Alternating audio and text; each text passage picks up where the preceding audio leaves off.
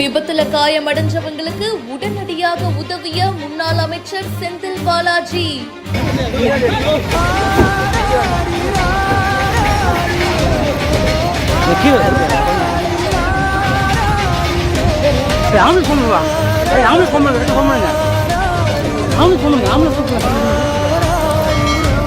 உடனே தூக்குங்கப்பா, ஹாஸ்பிட்டலுக்கு கூட்டிட்டு போலான்னு தன்னுடைய கார்ல அனுப்பி வச்சிருக்காரு.